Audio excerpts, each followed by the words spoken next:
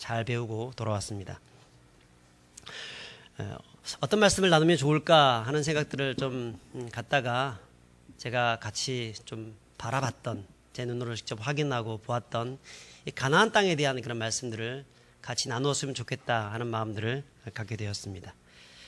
그래서 오늘 이렇게 말씀을 준비했는데 8절과 9절을 같이 한번 읽어봤으면 좋겠습니다. 8절과 9절입니다. 시작. 그러므로 너희는 내가 오늘 너희에게 명하는 모든 명령을 지키라. 그리하면 너희가 강성할 것이요 너희가 건너가 차지할 땅에 들어가서 그것을 차지할 것이며 또 여호와께서 너희의 조상들에게 맹세하여 그들과 그들의 후손에게 주리라고 하신 땅 곧 젖과 꿀이 흐르는 땅에서 너희의 날이 장구하리라. 너희들이 들어가게 될 그 땅을 오늘 성경 9절에 보니까 젖과 꿀이 흐르는 땅이다 라고 말씀을 하고 있습니다. 제가 봤던 가나안 땅, 과연 젖과 꿀이 흐르는 땅인가? 어저께 도착하고 교육자 한 명이 저한테 물어보더라고요. 목사님, 그 땅이 젖과 꿀이 흐르는 땅이라고 말을 하는데 진짜 목사님이 봤던 그 땅이 젖과 꿀이 흐르는 땅이 맞았습니까? 라고 하는 질문을 했습니다. 저는 맞더라 라고 했습니다.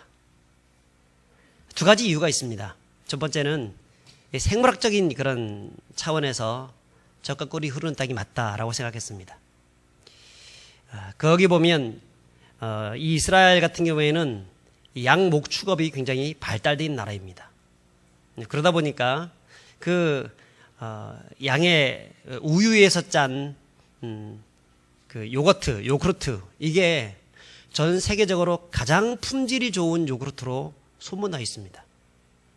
제가 거기 가서 이것을 먹어봤는데 한국에서 먹어봤던 그 플레인 요거트 있죠. 그거하고 비교해 봤을 때 얼마나 프레시한지, 얼마나 신선한지, 얼마나 맛있는지 약간 독특한 맛이 묻어나면서도 좀 이국적인 맛이 묻어나면서도 굉장히 맛이 있었습니다. 이곳은 양 목축업을 하는 그런 나라이기 때문에 우유가 굉장히 많이 있습니다. 많이 납니다. 그러니까 젖이 풍성한 땅이죠. 우유가 풍성한 땅이죠. 그리고 또 하나는 꿀이 풍성한 땅입니다. 꿀. 우리가 여기서 얘기하고 있는 젖과 꿀이 흐르는 땅, 이 꿀을 영어 성경에는 허니라고 되어 있지만 우리가 일반적으로 알고 있는 이 벌꿀을 말하는 것은 아닙니다. 물론 벌꿀이 나오기도 합니다. 그래서 벌꿀이 굉장히 맛이 있습니다. 그런데 여기서 얘기하고 있는 이 꿀은 학자들은 대부분 그 꿀을 얘기하는 것이 아니라 대추야자 열매를 이야기합니다. 요겁니다. 드시고 싶죠?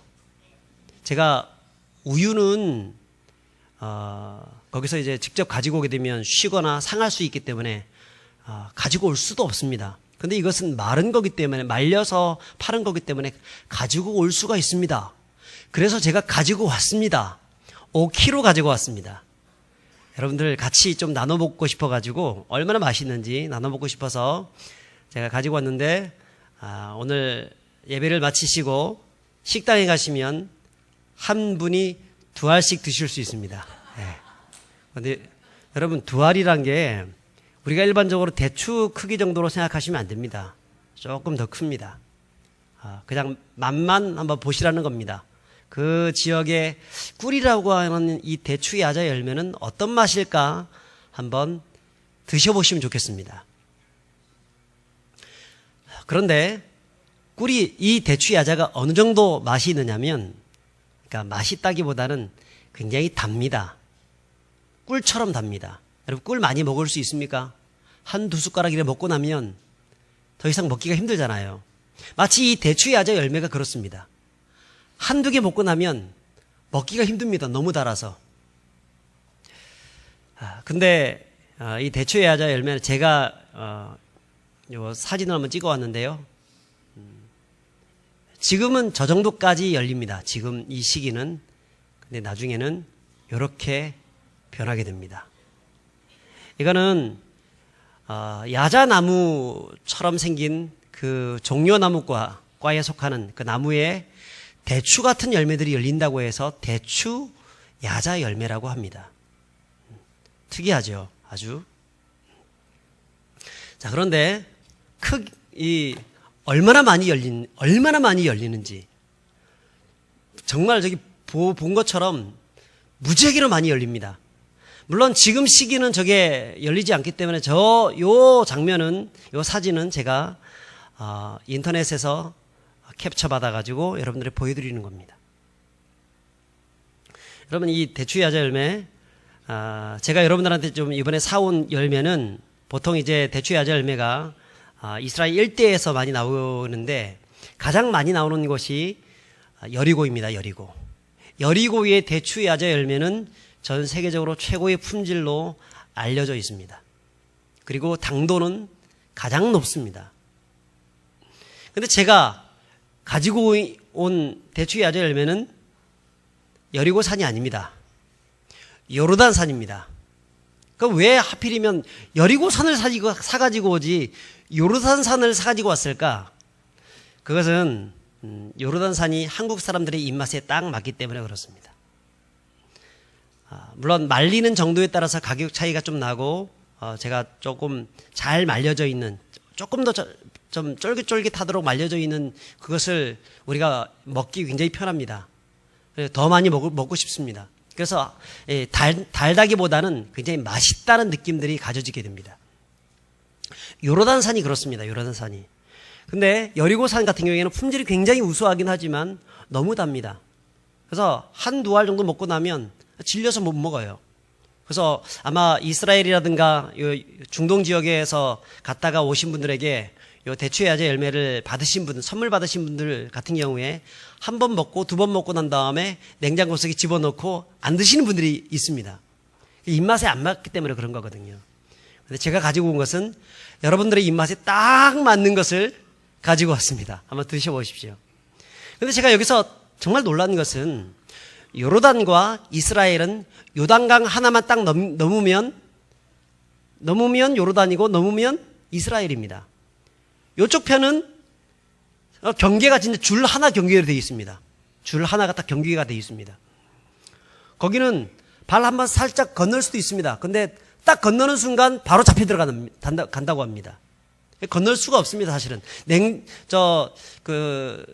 예수님이 세례를 받으셨다고 했던 그 요단강이 있는데 거기 가봤는데 거기에서 어떤 사람이 한국 사람이 관광을 왔다가 거기서 이제 침례를 받기 위해서 그 물속에 싹 들어가다 미끌려가지고 국경을 살짝 넘어가 버렸습니다. 그러니까 그 요르단 그 군인들이 와가지고 이 사람을 잡아가 버렸어요. 잠깐 미끌렸는데. 그리고 당신이 왜 넘어왔느냐부터 취재하기 시작하는데 그런 이야기를 제가 들으면서 굉장히 무서워했습니다. 그런데 그만큼 아주 국경이 정말 별로 멀지 않는 그런 곳의 차이지만 여러분 맛의 차이는 상당히 난다는 겁니다. 요르단산은 조금 덜 달면서도 맛있는, 여리고산은 굉장히 단, 마치 꿀과 같은 그런 맛을 가지고 있다는 겁니다. 여러분, 그러므로 이 이스라엘 백성들이 들어가게 될 이 가나안 땅은 어떤 땅이죠? 젖과 꿀이 흐르는 땅이죠. 그게 생물학적인 의미에 있어서 맞다는 겁니다. 자, 근데 그보다 훨씬 더 중요한 것이 있습니다. 그것은 지정학적인 의미에서 이 땅이 젖과 꿀이 흐르는 땅이라는 것입니다. 오늘 본문은 바로 그것을 우리에게 이야기해 주고 있습니다. 잠깐 10절부터 보시면 10절 보기 전에 자, 여기가 이 사진을 보시면 여기가 어디냐면 모압 평지입니다. 이 모압 평지에서 오늘 이 신명기의 말씀을 출애굽 2세대의 출애굽 이스라엘 백성들을 향하여서 이 말씀을 전합니다. 모세가 전하게 되는데 전하고 난 다음에 어디로 올라가냐면 느보산으로 올라갑니다. 그리고 이제 이스라엘 백성들이 가야 할 저 가나안 땅을 바라보기 시작합니다. 이 느보산에서는 어디가 보이냐면 사해가 보이고 또한 여리고가 보이고 가나안 땅이 보입니다. 그리고 요단강 있는 그쪽이 보입니다. 자, 그런데 오늘 본문에 보니까 모세는 이스라엘 백성들을 향해서 이제 너희가 들어가게 될 그 가나안 땅이 들어가게 될 텐데 그 땅은 어떤 땅이냐에 대해서 이야기하고 있습니다. 아마 이 느보산에서 가나안을 바라봤던 지금 사진을 찍었는데 저 전경이 모세가 직접 가나안을 바라봤던 그때의 그 전경하고 똑같을 것입니다. 뭐 바뀐 게 하나도 없을 겁니다. 2000년 전이나 3000년 전이나 4000년 전이나 바뀐 게 없을 겁니다. 지금 우리가 지금 누구의 시각으로 바라보고 있냐면 모세의 시각으로 가나안 땅을 바라볼 수 있다는 것이 얼마나 큰 감사의 제목인지 몰라요. 제가 그래서 지난주에 칼럼에 제가 그런 글을 보낸 적이 있었습니다. 읽어보신 분들이 있은지 모르겠습니다만 어떤 마음을 가지고 바라봤을까? 아마 기대감을 가지고 또 과거를 회상하면서 여러 가지 마음을 가지고 교차하면서 이것을 바라봤을 것입니다. 자, 그런데 그런 것을 바라보기 전에 이스라엘 백성들을 향하여서 이제 너희들이 들어가게 될 그 가나안 땅이 어떤 땅이냐? 이제 비교해 가면서 너희들이 지금 나왔던 애굽 땅과 비교해 가면서 말을 해주고 있는데 여러분 10절을 한번 같이 읽어봤으면 좋겠습니다. 자, 시작. 내가 들어가 차지하려는 땅은 내가 나온 애굽 땅과 같지 아니하니 거기에서는 너희가 파종한 후에 발로 물대기를 채소밭에 댐과 같이 하였거니와. 여러분 이스라엘 백성들이 예전에 살던 땅이 어느 땅이죠? 애굽 땅이죠. 애굽 땅은 어떤 땅입니까? 나일강 삼각주가 있는 땅입니다. 다른 곳은 전부 다 아주 황무지 같은데 저 나일강 삼각주가 있는 곳만 굉장히 옥토가 되어 있습니다. 기름져 있습니다. 이스라엘 백성들은 고센 땅에 살았는데요. 그 고센 땅 델타 지역에 이스라엘 백성들이 살았고 바로 이 지역입니다. 그러니까 이스라엘 백성들이 얼마나 어떤 풍요로움 속에서 살았겠습니까? 물론 뭐 그렇다고 열심히 노력한다고 해가지고 그 노력한 것이 자기 것은 되지 못했습니다. 다 애굽인들을 위해서 저들은 노예처럼 부림을 당하면서 그렇게 일을 해야 했습니다. 하지만 이곳은 아프리카의 울창한 숲에서 떨어지는 나무가지와 잎들이 나일강을 통해 가지고 내려와서 하루에 썩어서 거름이 되기 때문에 이 지역은 비가 많이 오지 않는 지역임에도 불구하고 땅들이 굉장히 기름집니다. 그래서 농사를 지을 때 비가 오진 않기 때문에 씨를 뿌려놓고 난 다음에 물레방아 위에 올라가서 발로 쑥쑥 밟기만 해도 이 물레방아가 물을 다 땅에 대주는 겁니다. 그래서 이 땅에서 자라는 그런 곡식들이 곡창지대를 이루면서 풍년을 이루게 되는 것입니다. 여러분 다시 말해서 이 애굽 땅은 이스라엘 백성들이 살고 있었던 그 고센 땅은 어떤 땅이냐? 인간이 노력하면 노력한 만큼 수확할 수 있는 땅이 그런 땅입니다. 요즘 말로 치면 어떤 곳일까요? 자유민주주의라고 볼 수 있겠죠. 자본주의라고 볼 수 있겠죠. 우리가 열심히 노력하면 노력한 만큼 먹을 수 있고 살 수 있는 그런 땅. 물론 자본주의에도 많은 문제를 가지고 있지만 그것의 기본적인 개념은 인간의 노력한 만큼 풍요를 누릴 수 있다는 개념을 가지고 있습니다. 자, 그렇기 때문에 이 자본주의 속에서 살아가는 사람들에게 있어서 가장 큰 문제가 무엇이냐면 하나님이 필요 없다는 겁니다. 내가 열심히 노력하면, 내가 열심히 공부하면, 내가 열심히 한번 살아보게 되면 내 인생 살찌우면서 성공하면서 살아갈 수 있다라고 하는 생각들을 가지고 있습니다. 그에 비해서 이스라엘 백성들이 들어가게 될 땅은 어떤 땅인가 한번 봤으면 좋겠습니다. 11절 같이 읽겠습니다. 11절입니다. 시작. 너희가 건너가서 차지할 땅은 산과 골짜기가 있어서 하늘에서 내리는 비를 흡수하는 땅이요. 여러분 이스라엘 백성들이 들어가게 될 땅은 산과 골짜기가 있습니다. 애굽 땅은 평원이 있습니다. 평야가 있습니다. 기름진 땅이 있습니다. 그런데 이스라엘 백성들이 들어갈 땅은 산과 골짜기가 있습니다. 그런데 그 산들은 모두 다 바위산들입니다. 나무를 심을 수가 없습니다. 나무가 자라지 않습니다. 평지에는 비가 잘 오지 않기 때문에 울창한 숲이 거의 없습니다. 골짜기가 있는 땅입니다. 그 골짜기에는 그런 물이 있어야 되는데 물이 거기는 저수지가 형성되지가 않습니다. 왜? 그 땅은 이미 황무지이기 때문에 비가 오게 되면 그 황무지를 따라 가지고 또 나무가 없기 때문에 흡수가 되지 않잖아요. 그 바위산 그 밑을 따라 가지고 쭉 흘러내리다가 바다로 다 빠져나가 버립니다. 혹은 땅 밑으로 다 이 빗물이 꺼져 버리는 겁니다. 그래서 한참 비가 많이 올 때는 비가 쫙 지나가다가 골짜기를 형성시켜 나가지만 비가 멈추게 되면 그 물이 더 이상 고이지 않고 밑으로 다 내려가 버리는 겁니다. 그래서 그 지역을 와디라고 합니다. 이스라엘은 와디가 굉장히 많습니다. 보십시오. 자, 이스라엘 백성들이 살아가게 될 산지 어떻습니까?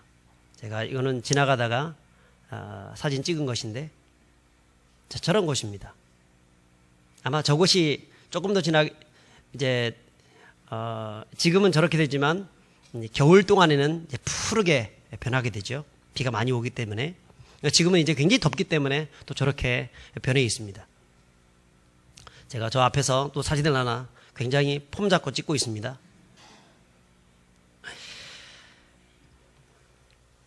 여러분, 이스라엘 백성들이 살아가게 될 땅, 제가 동영상으로 하나 이렇게 찍어봤는데요.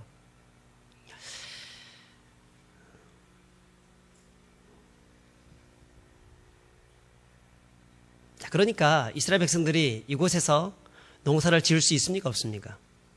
지을 수가 없습니다.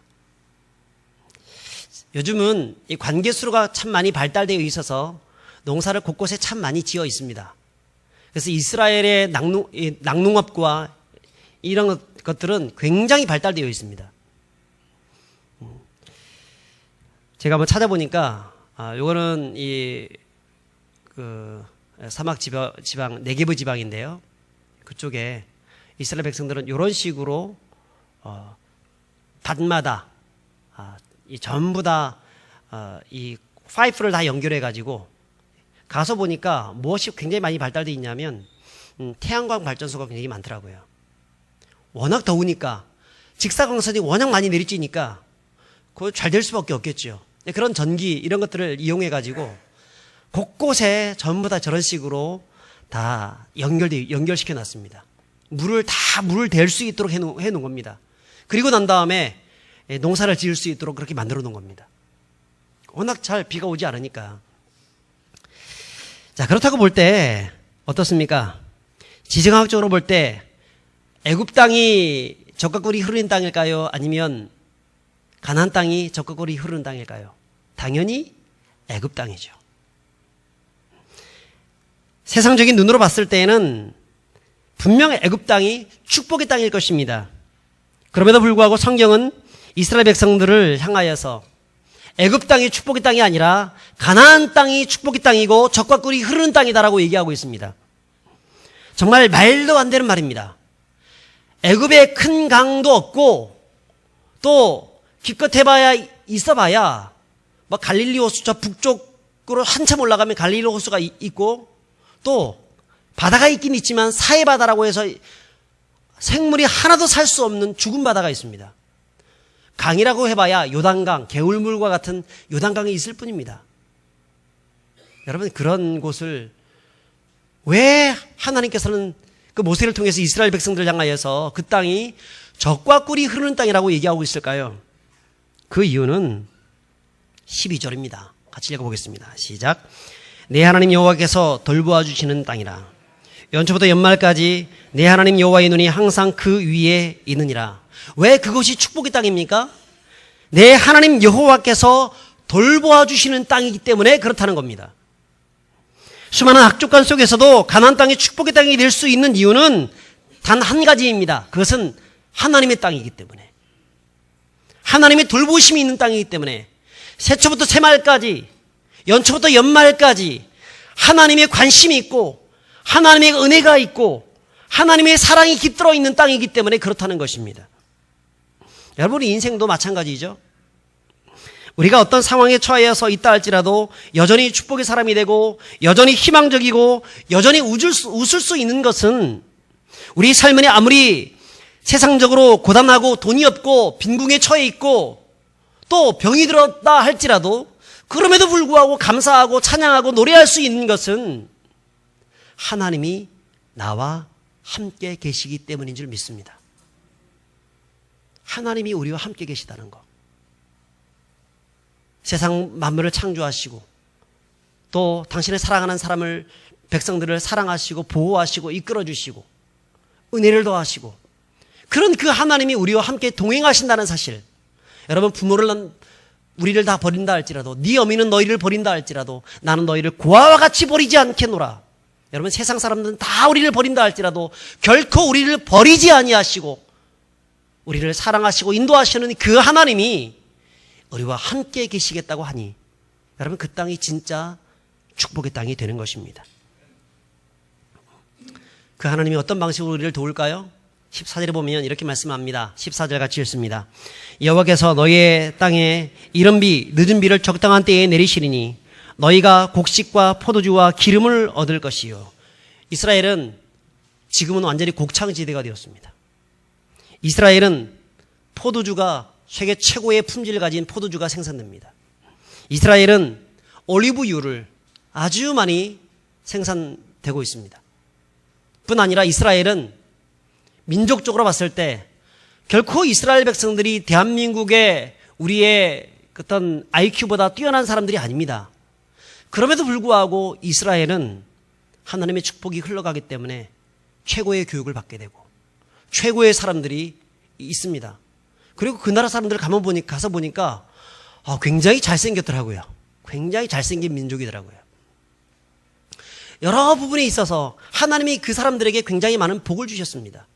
거의 2000년 동안 민족을 잃고 방황했지만 다시 민족을 세울 수 있는 그런 인내와 그런 축복도 허락해 주셨고 전 세계의 수많은 노벨상을 휘쓸어 버렸던 그런 나라, 전 세계의 지금 경제권을 자꾸 흔들 수 있는 나라, 6일 만에 그 아랍에 있는 모든 그런 나라들과 전쟁해가지고 그 전쟁에서 승리한 나라, 그 조그마한 나라가 여러분 그런 아주 강한 민족이 될 수밖에 없었던 이유는 뭐냐면 하나님이 그들이 있는 그 땅에 함께 계시기 때문에 그런 줄 믿습니다. 그들과 함께 동행하시는 거예요. 여러분 이스라엘은 보통 태양력으로 두 번의 큰 비가 내립니다. 이른 비와 늦은 비입니다. 태양력으로 10월 달쯤에는 이른 비가 내리고요. 한 3월에서 4월경 그쯤에는 늦은 비가 내립니다. 이른 비는 그 메말랐던 땅에 비가 촉촉하게 내려지게 되면 비로소 뭘 할 수 있습니까? 파종을 할 수 있겠죠. 씨를 뿌릴 수 있습니다. 그리고 이 씨가 발아하여서 뿌리를 내리게 됩니다. 그 비 때문에. 우리가 보통 이제 식물을 심고 난 다음에 뭐부터 하죠? 식물을 심고 난 다음에 물부터 주잖아요. 우리가 옥상에 이제 아름다운 꽃들을 심고 난 다음에 그 다음날 비가 왔습니다. 그 비가 온 덕분에 따로 물을 주지 않는다 하더라도 이 식물들이 굉장히 잘 자라고 있습니다. 그런 것처럼 이 이른 비를 통해 가지고 파종을 잘 할 수 있도록 도와주는 겁니다. 그리고 그 겨우내 겨울비를 촉촉하게 내려주시고 이 장마비 이런 것들을 쭉 내려주시고 난 다음에 나중에 맨 마지막에 늦은 비 3, 4월에 내려지는 늦은 비를 통하여서 그 열매가 탄실탄실하게 맛있는 열매가 되어질 수 있도록 그렇게 만들어주는 겁니다. 그리고 난 다음에 한 5, 6월 그렇게 되어진 그것이 태양 직사광선을 받고 잘 자라서 잘 익어서 나중에는 맛있는 과일이 되는 거죠. 여러분 어떤 과일이 맛있죠? 장마가 지고 난 다음에 따먹는 과일이 맛있습니까? 저 한참 지나고 난 다음에 따먹는 과일이 맛있습니까? 지나고 난 다음에 햇빛을 많이 받은 그런 과일이 훨씬 더 맛이 있습니다. 늦은 비를 통하여서 어떤 일이 벌어지냐면 늦은 비를 통하여서 이 열매가 튼실튼실하게 잘 커지게 만들어주는 겁니다. 그리고 난 다음에 그 이후에 한 달, 두 달 정도를 그 태양광, 그 직사광선을 받게 되면서 이 과일이 굉장히 맛있고 당도가 충분한 그런 과일로 바뀌게 되는 것입니다. 그래서 제가 먹어보니까 이스라엘에서 먹는 과일은요, 굉장히 당도가 큽니다. 굉장히 맛있습니다. 따라서 하나님은 가나안 땅에 이른 비와 늦은 비를 내려주심을 통하여서 가나안 땅을 어떤 땅으로 만들어 주시냐면 풍년의 땅으로 만들어 주시는 것입니다. 자, 그렇다고 볼 때 어떤 땅이 진짜 축복의 땅일까요? 자기가 열심히 노력했지만 노력한 만큼 그 결과가 내 것이 되지 못하는 땅. 이스라엘 백성들이 애굽에 있을 때에는 열심히 노력했습니다. 정말 좋은 땅에서 노력했습니다. 열심히 농사를 지었습니다. 목축업을 열심히 했습니다. 그런데 그것을 누가 가져갔어요? 애굽 사람들이 다 가져갔습니다. 힘 있는 사람들이 다 가져가 버렸습니다. 여러분, 오늘날 우리가 어떻습니까? 우리가 이 자본주의 시대 속에서 우리가 살아가면서 열심히 노력합니다. 그런데 이 모든 것들을 내가 다 가져갈 줄 알았는데 내가 가져가는 것이 아니라 누가 가져가죠? 내가 가져가기도 하지만 힘 있고 권력 있고 능력 있고 많이 배우고 뭔가 그런 사람들이 많이 가져가는 것을 볼 수 있습니다. 굉장히 불법과 부조리가 판치는 것을 볼 수 있습니다. 여러분, 자본주의 경제체제나 공산주의 경제체제나 이 모든 것에는요, 다 문제가 있습니다. 문제가 있어요. 그래도 이 사람들이 만들어 놓은 이 자본주의 경제체제가 그래도 낫다라고 해가지고 지금 그렇게 하고 있지만, 지금 그것을 추앙하면서 살아가고 있지만 다 문제가 있다는 겁니다. 왜? 불법과 부조리가 판치기 때문에 다 문제가 있다는 것입니다. 결국은 가진 자는 더 많이 가지고 없는 자는 더 없어지고 부익부, 빈익빈 현상들, 그렇게 뺏어가고 가져도 또 만족하지 못하여서 술과 담배와 노름과 마약과 세속적인 욕망 속에 헤어나지 못해서 결국 이 현대를 사는 사람들 중에서 많이 가지고 있지만 그것에 만족하지 못하고 허망하게 살다가 스스로 목숨을 끊어버린 그런 사람들이 얼마나 많이 부지기수 일어나고 있습니까? 그러므로 우리가 살고 있는 이 땅이 결코 축복의 땅이 될 수 없다는 것입니다. 여러분, 그 JTBC에서 드라마로 이미 2월 달에 종영해버린 그 스카이캐슬이란 드라마를 보셨습니까? 저는 본 적이 없습니다. 이야기만 들었습니다. 어떤 내용인지. 인간이 얼마나 욕망적 존재인지를, 인간의 민낯을 다 탈탈 털어가지고 다 보여주는 그런 드라마라고 합니다. 자글 악강이 말했던 것처럼 인간은 타자의 욕망을 욕망한다는 말이 꼭 맞는 것 같습니다.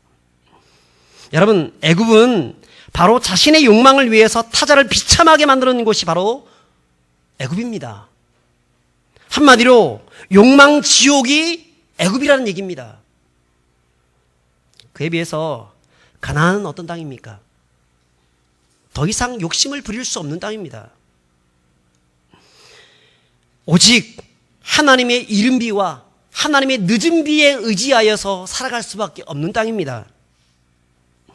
비록 부족하지만 하나님이 주시는 은혜대로 살고 그 은혜 안에 살아가고 하나님을 찬양하고 예배하면서 그 안에서 행복감을 누리며 열심히 일을 하고 하나님께 기도했더니 하나님께서 때에 맞춰서 이른 비와 늦은 비를 적당하게 내려주셔서 그 은혜 속에서 살아갈 수 있는 땅, 그게 가나안 땅입니다. 그래서 그 땅을 약속의 땅이라고 얘기하는 것입니다. 바로 그래서 그 땅이 젖과 꿀이 흐르는 땅이 되는 것입니다. 여러분 어떠십니까? 지금 어떤 땅에 살고 계십니까? 혹시 아직까지 나는 세상 때를 벗어버리지 못하고 애굽 땅을 욕망하면서 살아가고 있지는 않습니까? 우리 인생이 수많은 그런 문제들이 있을 수 있는데 그 문제들 앞에서 누구를 바라보면서 어디를 추구하면서 살아가고 있습니까? 애굽 땅입니까? 아니면 하나님이 주목하고 계신 가나안 땅입니까? 여러분, 인간적으로는 세상이 그리워질 수 있습니다. 현실적으로는 애굽으로 돌아가고 싶은 생각이 들 수도 있습니다. 거기 가면 나의 욕망대로 살아볼 수 있을 텐데 라고 생각할 수 있습니다. 하지만 세상은 결코 녹록하지 않습니다. 그렇게 노력했음에도 불구하고 모든 사람들에게 50평짜리 아파트를 제공하는 곳이 아닙니다. 모든 사람들에게 별장을 짓고 살아가도록 그렇게 해주는 곳이 아닙니다. 그 땅은 마치 우리에게 부귀 영화가 있다는 것을 말해주고 있지만 오히려 우리에게 질병과 고통과 어려움만 주는 그런 땅이라는 것입니다. 그러므로 여러분, 우리는 어느 땅을 바라보고 살아가야 되냐면 인간의 노력과 인간의 힘을 의지하고 살아가는 그 세속적인 애굽 땅이 아니라 하나님의 은혜를 받아 누리며 하나님의 간섭하심과 하나님의 도우심과 하나님의 은혜가 내려지는 그 가나안 땅을 의지하면서 살아가는 우리가 되어질 수 있기를 바랍니다. 여러분, impossible possibility라고 하는 말이 있습니다. impossible possibility.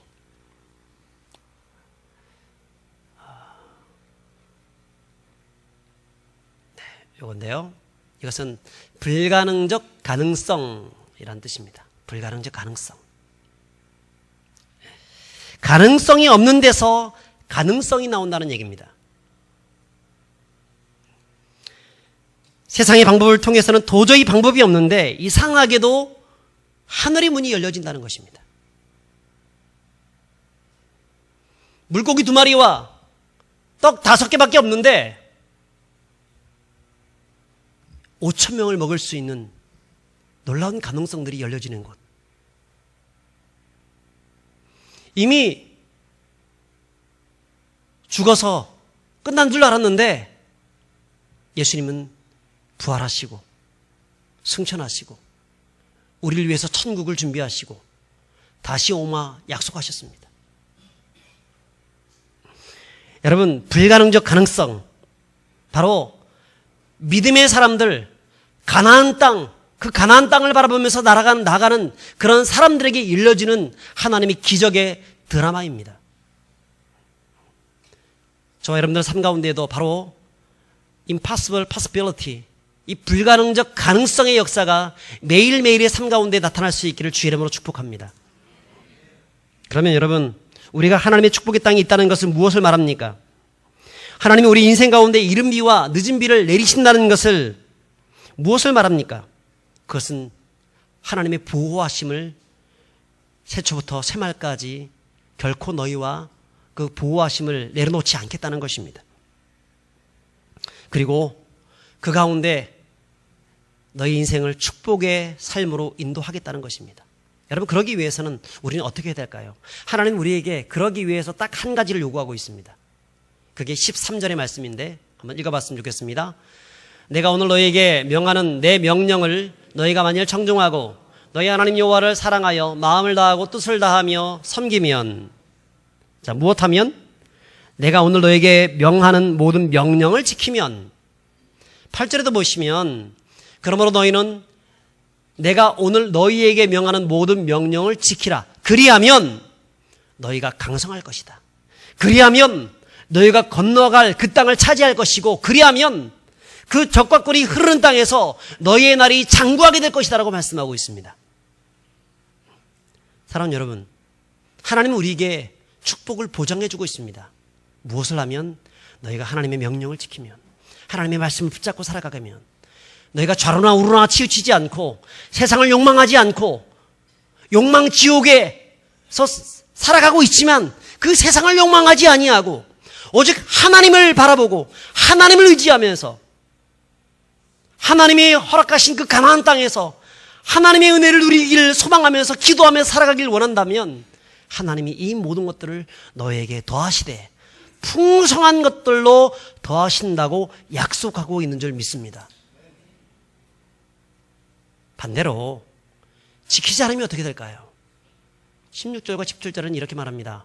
너희는 스스로 삼가라 두렵건대 마음에 미혹하여 돌이켜 다른 신들을 섬기며 그것에게 절함으로 여호와께서 너에게 진노하사 하늘을 닫아 비를 내리지 아니하여 땅이 소산을 내지 않게 하심으로 너희가 여호와께서 주신 아름다운 땅에서 속히 멸망할까 하노라. 여러분, 이 땅을 무슨 땅이라 그랬죠?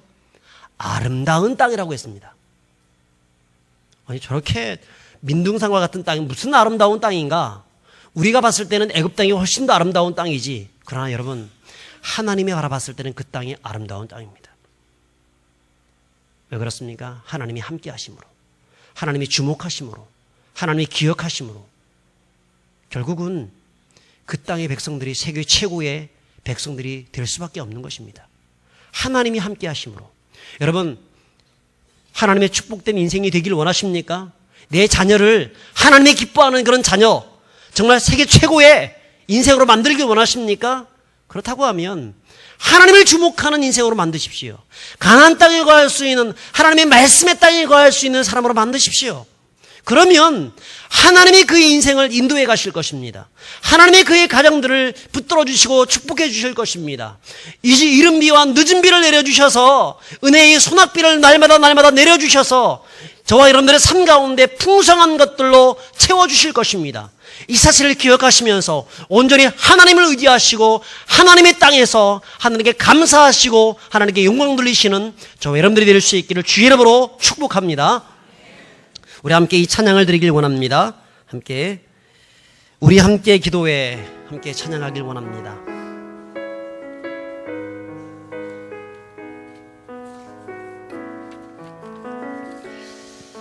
잘 모르신 분들도 혹시나 있을 텐데요. 앞에서 먼저 한번 불러보겠습니다. 아시는 분들은 같이 불러도 되겠고, 모르신 분들은 잘 들었다가 우리 두 번째부터는 같이 한번 불러봤으면 좋겠습니다.